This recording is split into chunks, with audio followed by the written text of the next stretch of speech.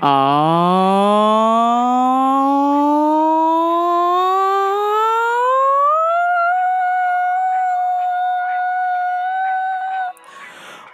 up, everybody? Welcome to Rambo for Radio. I am your host, Gen T, Twitter and Instagram at Gen T523, but nobody cares. It's all about YouTube Gen T TV. You are listening to the sweet sounds of Wavvy. Shout out to my homie Sean. Hooked me up with some Hawaiian style reggae, and it sounds fresh AF. So I'm just gonna play it in the background. Hopefully I'm talking loud enough so YouTube won't copyright my video. All right, friends, I'm sure you're dying for an update. Your girl was not gonna go to the doctor. I had every intention of giving it some time. I was not gonna go to the doctor, to be honest with you. I figured just something I could sleep off, be all right, and rest, because I got a vacation coming up, so I could totally rest, right?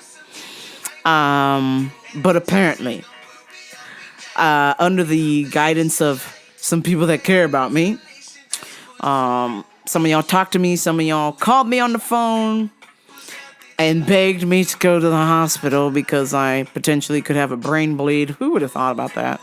Anyhow, I documented that hospital journey on YouTube on Gen T TV. But basically, got all scanned up. I was surprised they didn't deny me of my CT scan that I needed, so that was cool. Apparently, if they would have denied me my CT scan and then something happened, I guess the hospital could be sued. That's what my mom was saying. So they had to give it to me. And I like that. So yeah, got checked out. Everything's cool. I still have the brain damage, but just is not as bad as you thought, okay? Everything's gonna be irie, okay? Irie. Everything gonna be irie then. Yeah, so everything's good. I mean, I still got the vertigos every now and then, but I think I'll be okay. You know what I'm saying? I just gotta take it easy. You know what I'm saying? So I'm going on vacation, and I'm gonna relax. No monkey business, all right? We, of course, if I mentioned before, we're listening to the sweet sounds of Wavvy. And hopefully you'll be able to hear this podcast without it being taken down by YouTube. But it is fantastic. Thank you, Sean, for the recommendation. It's awesome. I've been listening to it for the last hour and change while I've been just working on what I wanted to say for the podcast this week. So yeah, see what else is going on. Oh man, I ran into a homie of mine, my homie David. I gotta get it right. We got Dave, we got David. And he was telling me some shit. And I was telling them, I was listening to this album. Remember, we used to bump this after school, or I'd pick you up on the way to basketball practice, and we'd be bumping this Juvenile record, 400 Degrees. You understand? You understand? Be quiet. Tonight's the night we ride. Dirty camouflage hummus with inside. Wig choppers doing surgery on bodies like they doctors. Or what else do we used to sing? Girl, I got that fire. I got that fire. Holla at it if you want that Oscar Mayer.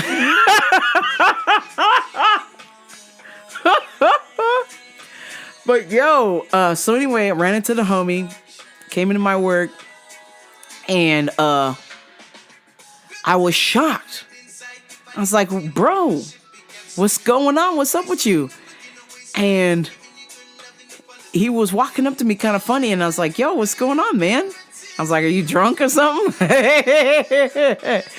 And then he's like, no, I was in a mountain biking accident at Hilda Crooks Park, which is like the local park in town in Loma Linda, the new Canaan. And basically, I guess he was riding his bike and he was going down some steep trail or something and just ate shit and fucking smashed up, like messed up his vertebrae. Like he's got a fusion in his spine. And I was like, oh.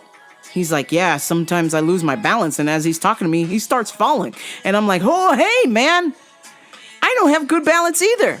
What are the chances? So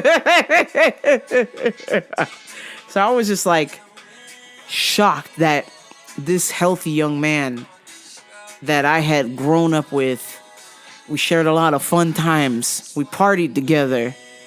We bumped, throw them bows. Throw them bows. We was bumping that. What else was we bumping?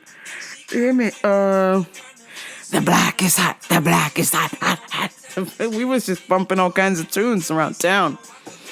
And the funny thing about my homie was his parents were super conservative Korean folk. Old school, like Ode Sue. Like, yeah, Old Boy. If you haven't seen Old Boy the movie, you go watch Old Boy. Like, his parents don't mess around. You know what I'm saying? And, you know, the second he would leave his house, when I'd pick him up from his house, he would change his clothes in the back seat. He would put on his visor backwards. He's got his basketball jersey. He's got his headband and the fry tennies. And he was like, let's go. And then I could just tell his parents were like, you should only hang out with smart Korean people. Why you hang out with this black lesbian? I could just tell. And so we was just chopping it up, going over the memories and how I used to put my car in neutral so that his parents wouldn't hear my exhaust, because I had a flashy exhaust system on my hoopty, so you could hear me coming a couple of blocks away. But I remembered that I would always keep the car in neutral to come and pick him up so his parents would know. Oh my God. But just to see my friend in that state, I was like, God damn. And he's like, can you hold my hand? And I was like, yeah, man. And I was just like, fuck. I'm getting old, man. I got vertigo. My homie's spine is fused. He can barely walk. I was just like, fuck. What is happening, man? Like, time is passing by. And I just thought about that, and I thought about all of the drama that's going on at my work and how they just being schizos and being weird, and they're worried about money even though they won't pay nobody money. I just thought about, I'm like, yo, we all should be out living the lives that we want to live. You know what I'm saying? Like, you could be like my homie David and be like riding your bike, and then you fall down the side of a fucking mountain and you fuck up your spine and you are forever changed. And I'm just like, holy shit. Life is really that precious. Like, when you have good health, you don't think about it until that good health is gone. And even though I was sitting in the hospital for hours on end, I was just like, man, you know, I was in the waiting room looking at some of the people that was in there, and I was just like, God damn, this fool ain't gonna make it, Jack. Like, there was a brother sitting across from me, and he was just wincing in pain. And just, he had these tubes coming out of his arm, and I was like, this is stage 2 urgent care. The next stop is the emergency room, right? So I was trying not to go there. So I went to 2 different urgent cares and finally got, you know, somebody that could take care of me. But even at that urgent care, like, it's still a hospital inside of there. So if they need to admit you, they can. Because I did see people getting wheeled from room to room, and I was like, that can't be me. That can't be me. And anyway, this brother was in pain, and he was about the same age as me. So I was just like, damn. And then there was this guy who actually worked in the emergency room, was a nurse in the emergency room, and came in there with a fucking earache. And I was like, bitch.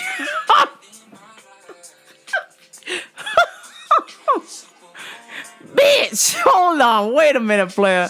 Like, he was being all gangster in the lobby. I just figured he worked there, but then when I seen Loma Linda emergency. I was like, oh damn, maybe he's just doing some paperwork over here. He's bringing some over here, and then he sits down next to me. Man, this is how they treat their own people. I had to work an overnight shift, and then I've been waiting here. And I was like, the fuck? I was like, bruh, I've been waiting here longer than you, and I haven't said a word to anybody. I've just been chilling, okay? And, just editing videos, answering emails, doing my thing, right? Being patient. I could have made a fucking scene, but I didn't. I never did. This guy starts making a scene. He's like, hey, yo, this is how you treat your own people? I just put in a shift at the other hospital, and I can't get seen in here? I've been waiting for an hour. And I was like, bruh, man, come on. We got brother man who got tubes coming out of his arm. They took every last bit of blood he had. So he's knocking on heaven's door in the corner over there in pain. And then we got an older brother who had he needed to change his, the bag. He had a pee bag or colostomy bag, and he was walking around with it. And I was like, oh my God, I can't do this. And then there was a child in there that was just screaming in pain. And I was like, God. And then there was another old lady who had been there the night before, got tired of waiting, left, and came back, and then started the process all over again. And she wasn't very nice. So I'm glad that whoever worked with her the night before probably was like, hey, girl, go home. There ain't nothing we can do for you. Go home or go to emergency. You bitch. We ain't got a pill for your bitchness. Okay? So, so she was there just acting all crazy, and then everybody else was pretty much well-mannered, either on their phone or they reading or they sitting quietly. But it was just every time you go to the hospital, there's always characters, you know what I'm saying? But this brother who worked at the hospital, he's like, man, this is how y'all treat your own? I'm like, what the fuck? I got an earache. And I gotta pick up my daughter. Anybody want to let me go in front of them? And then the nurse came out and she's like, hey, that's not what we do here. Like, just have a seat. You work at the hospital, so you know we're trying to take care of people based on whatever their symptoms are right now. So you got an earache, so you not priority. And he's like, man.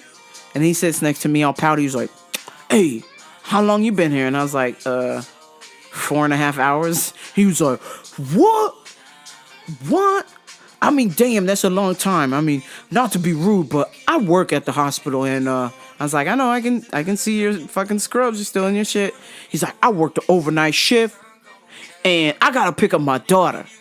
I was just like, all right, well, I mean, they trying to do as best they can, but I just heard online you're gonna be waiting here a long ass time.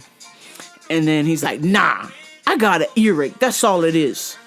I just need to be checked out. I need the little doctor to put the wand in there, and then we good.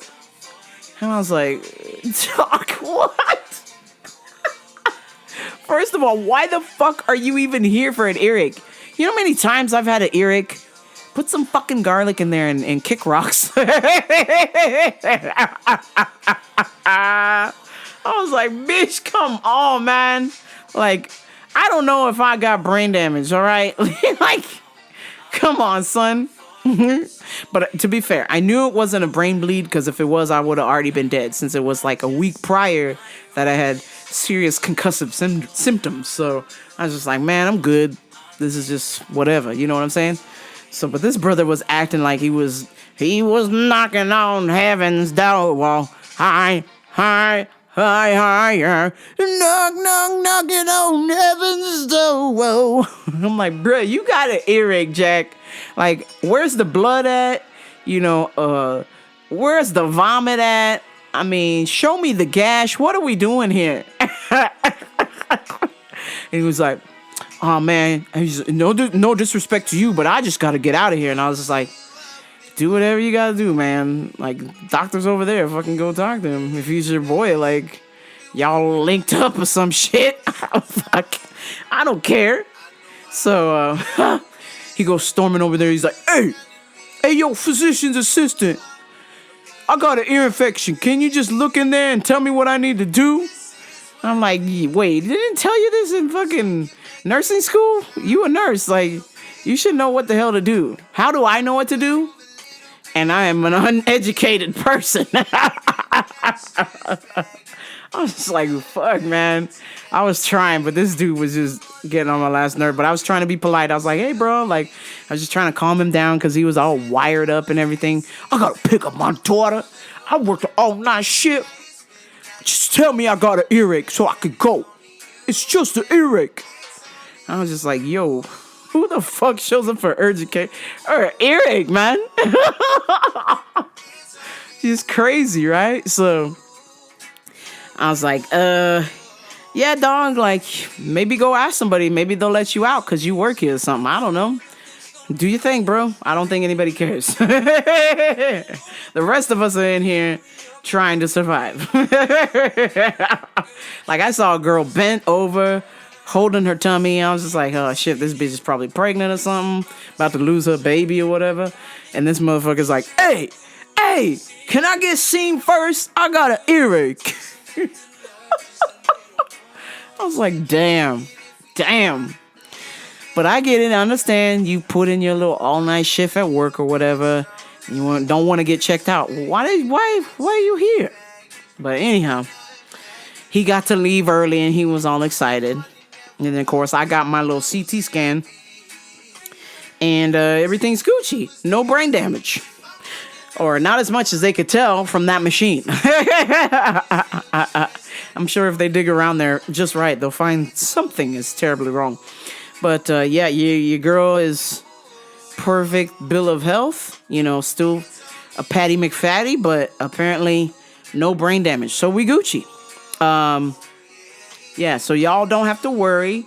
But I just thought, like, you know, after going through that and then seeing my homie who could barely stand up trying to get some fucking Ezekiel bread. Like, I'm like, bitch, what are you doing? I was like, hey, man, next time just do curbside pickup or something. Don't come in here, like, or use the boogie cart. And he's like, no. He's like, I need to walk around a little bit. This doctor said that's good for me, but I just lose my balance sometimes. So I was like, fuck.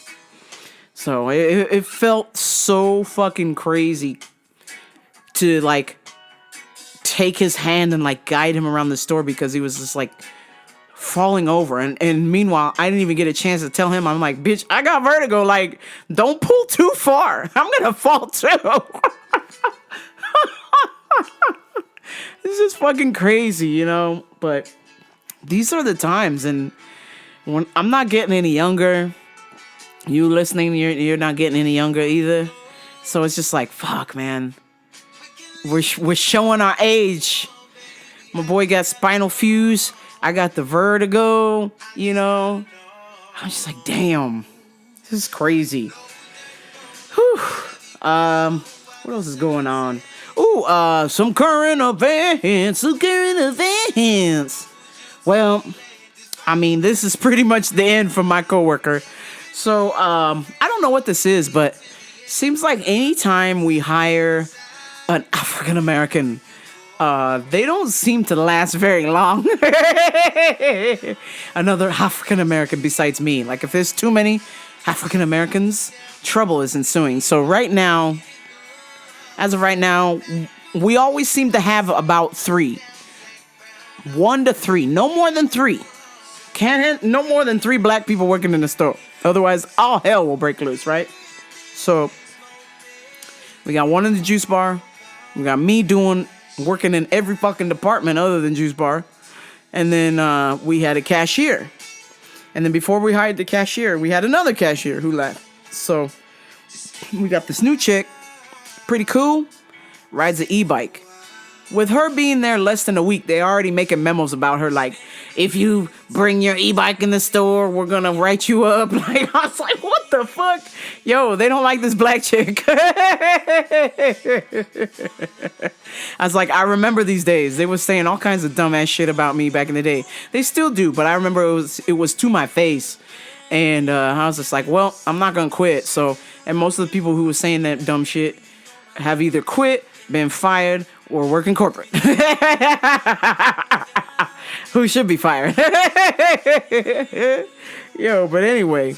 So this chick, she running a register. Cool people, but she a little hood.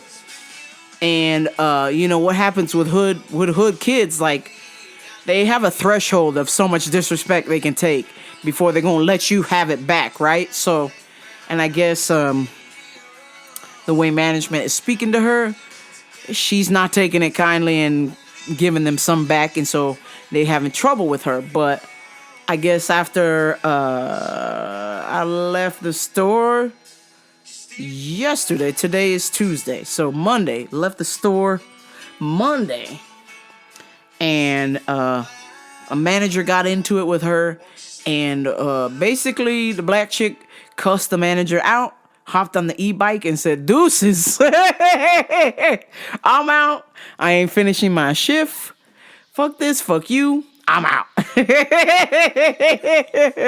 I'm like, yo, good for her. But also, like, hey, we can't, like, be totally disrespectful. Like, you know, there's a way that you handle disrespect by getting a new job.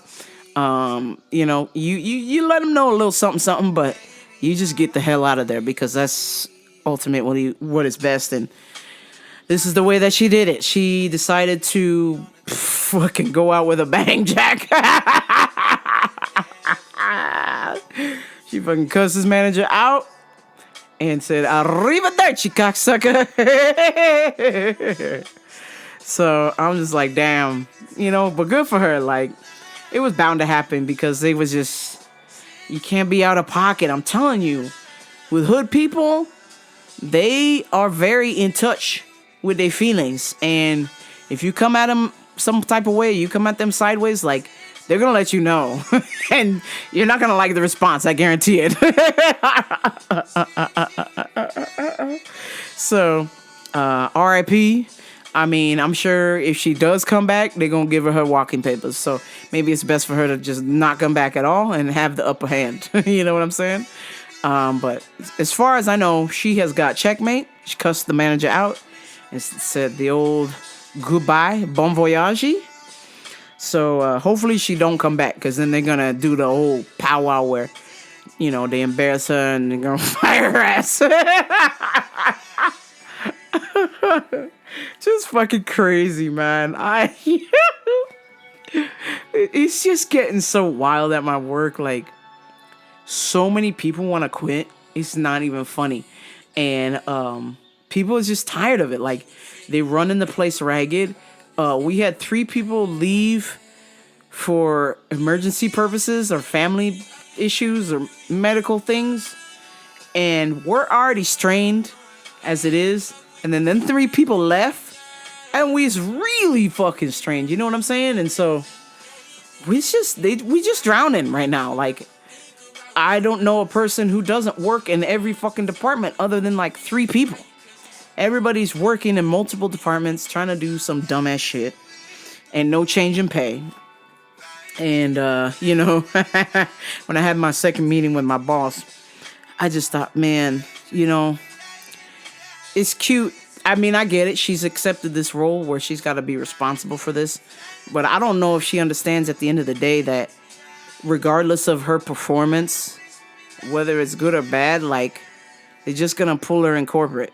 Because at the end of the day, like, you know, they're going to need some fresh blood in there, because this manager has just drained the life out of everybody.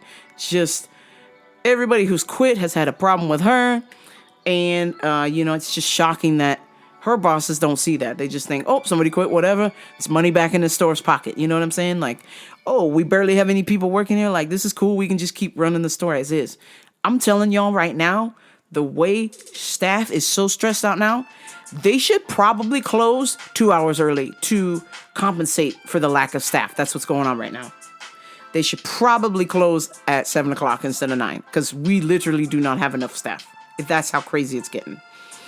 But hey, I'm not in charge. I just show up, I help people, and I go home. And when I say I help people, I mean I'm literally asking every single person in the store if they need help. because my boss don't believe me. So I'm walking around, I'm looking at her, and I'm like, everybody's been helped. What would you like me to do? I'm sorry that most of our customers don't have any money left over from their grocery bill to buy supplements. I apologize. But, we're just going to do what we can. And I'm just counting the minutes, the seconds, and the hours, and the days, and the months, and the years to get my black belt. And it's just not like I just want a black belt to have a black belt. I want that black belt. So when y'all come in my gym, you're going to believe that I know what I'm talking about, that I'm able to coach y'all. It's very important because in the past, other people have had gyms and as purple belts, and they were very good purple belts, but they just weren't ready. They just weren't ready to be that responsible. So I feel like your girl has put in the time, the work, the effort, and I know a brown belt is around the corner someday. But most importantly, that black belt. Good God. Me need that belt, man. It's not because I want that belt to say I am a black belt. I want that belt to be like, here's my 2 weeks notice. I'm opening my gym. Goodbye. Bye. I quit. I can't wait. I can't wait to get on the intercom and go, hey, fuck you. You're cool. I'm out.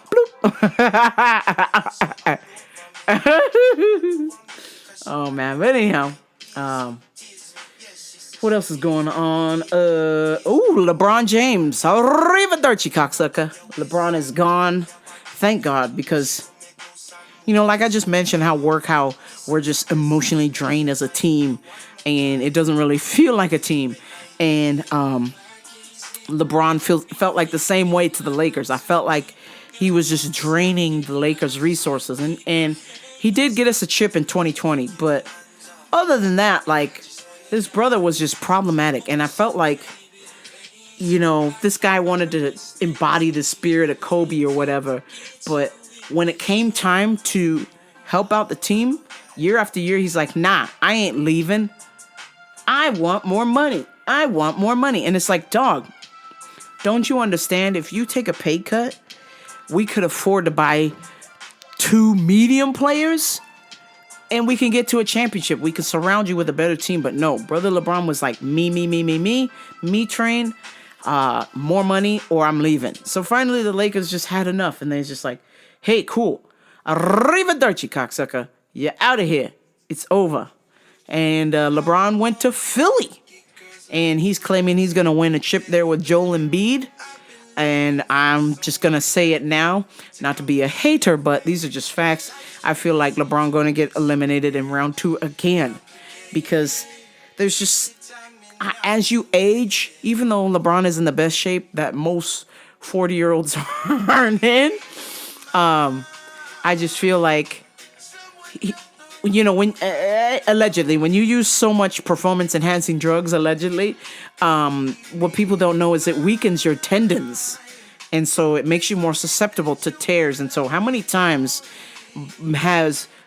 have we gotten halfway through the season and LeBron tears his groin? We get to the playoffs, LeBron tears his groin, the groin. So this brother gonna go to Philly, and he's still gonna have that same torn groin he's had for the last 6 years, and he ain't good with it. When he's on, he's on. But when he's off, holy shit, he's off, Jack. Good riddance. It's been fun. LeBron served his purpose. He wanted to make Space Jam 2, and, well, it's terrible. He didn't take a lesson from Space Jam 1, how bad Space Jam 1 was. He had to, attempt to make his own. I'm glad to be out of the LeBron business. I appreciate the tenacity. But, man, when he didn't want to play, it affected the whole team. When he was in a mood, it affected the team. So I feel like it's time to let somebody like Luka be in charge, and or if we can get somebody else in there, please God, get them on the squad. Let's start hooping again, because this last couple of years under LeBron has just been atrocious, and it's just unacceptable. We gotta do better. Let's see what else is going on.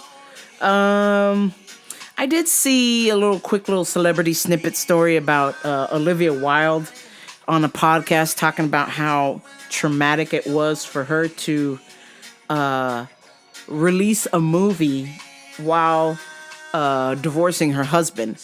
And I was like, girl, like, I don't know how traumatic it was for you, but you don't think it was traumatic for your husband to allegedly walk in on you and see Harry Styles clapping your cheeks? I think, I do believe my girl was cheating on my man Jason Sudeikis. And, she was thoroughly enjoying herself, sneaking around, whoop-de-fuck-whoop. But all of a sudden, it was traumatic for her to break up with Harry Styles, go through a divorce, and film a movie. I'm like, girl, you brought this on yourself. Nobody told you to cheat on your husband. You came up with this idea, okay? Yes, it's Harry Styles, but damn, couldn't you have divorced Jason first? I mean, like, damn. How do you look yourself in the mirror and knowing that your husband walked in on you getting your cheeks clapped by Harry Styles, and then he making that song, "Oh, watermelon sugar, hi, oh, watermelon sugar, hi." Like, oh my God. Oh man, that hurts my soul so much. I feel so bad for the brother. Old Coach Ted Lasso, like, he walked in and sung like, "How still you follow you down. Hallelujah." One of them little Harry Styles songs he sing. Shout, we're back to the light. Shout, more back sometime. Shout. Nah, nah. What do you mean? Yo, in the words of Liam Gallagher, this is shite. Oh, watermelon sugar. Oh, shit. Man, yeah, here Liam had the best analogy. He's like, my kids are listening to that Harry Styles, and he's like, I gotta say, it's fucking shite. Damn. The young teeny boppers, they love it, but damn, that shit plays on at my work, and I'm just like, wow, really? Y'all fell for this? I mean, like, damn, the beats is good. I respect the hustle that he doing, but I'm just like, lyrically, I'm like, hey, man, what do you mean? That's all you got, or watermelon sugar, or it's not the same as it was. It's just not good. Now, Wavvy, what I was playing for you, Wavvy, shout out to them. They was fire. I would hope that they would get as many streams, if not more, than Mr. Harry Styles. But clearly that's not going to happen. Oh, man. But I was like, girl, nobody feels bad for the cheater. You understand that? Nobody feels bad for the cheater. All you had to do was ask for a divorce. That's all you had to do. You know what I'm saying? Like, an emergency divorce. Like, you met Harry Styles, and then you're just like, ooh, hold on 1 second. I got to meet my husband at the courthouse in an hour, and then we can consummate. We got to disband this wedding, and then me and Mr. Harry going to consummate this love. Damn, man. Just, God. That just tells you, Hollywood, like, a lot of them be smelling their own farts. You know what I'm saying? Like, you just want sympathy for breaking up a relationship that should have never happened. You know what I'm saying? And you decide to release a terrible movie? Come on. Let's see what else I got. Oh, all right. We got some UFC picks. I got to bust out of here. It's getting late. I got to start packing for my trip. But before I go, here are my motherfucking UFC picks. Ludwig Klein, Oban Elliott, Dennis Bajuka, Mateusz Rebecki, Nina Milosonic, Vlasto Sipo, Robert Watan, Marcin Tybura, Navajo Sterling, and D-Rod, Daniel Rodriguez, fresh out of Mexican jail. This is his first fight back, I believe. That brother, man, that guy, he got so fucking lucky. He got really fucked. So, a little story on D-Rod. Basically, D-Rod went down to Mexico to party. And this is very important, folks. If you're going to go to another country, make sure you know the law like the back of your hand, because if you end up in some shit and you don't know the laws, you might end up in jail for a while. And so brother D-Rod, unfortunately, went down to Mexico, went down to Tijuana with some friends to party to celebrate one of his wins of victories in UFC. And I guess my man's had a little bit of marijuana on him. Nothing crazy, but a little bit of marijuana. Which, weed in Mexico is legal. Okay? But here's the catch. Brother D-Rod, I guess, didn't read the fine print. And weed is legal in Mexico if you are a Mexican citizen. So if you live in Mexico, weed is legal. But if you're not from there, it is not legal. And they can throw your ass in jail. And that's exactly what happened to D-Rod. I want to say he got locked up for like either 6 or 8 months. It's pretty crazy stuff. Goddamn. Thank goodness he was all tatted up. Nobody fucked with him. People knew that he was a UFC fighter, so nobody fucked with him. He got lucky. Because, man, he could have been killed in jail for sure. But yeah, he's got his first fight back this weekend, so I hope he does well. All right, folks, that's gonna do it for me. Sorry, it's a short show, but I got to get on this road. I gotta pack my shit. I haven't even started packing. I gotta do laundry. I gotta clean my house, because if I don't clean my house, my parents are gonna be like, "This is a pigsty." Blah blah blah blah blah blah blah. You know, my parents are gonna look after my dogs, so I want to make sure it's nice and clean here in my crib, so they can take care of my dogs. And everybody's happy. So, what the hell was that? Sounded like a dog. And yep, that is a dog. God damn it. This is why I don't podcast with the door open. Hey, dog. Shut up, dog.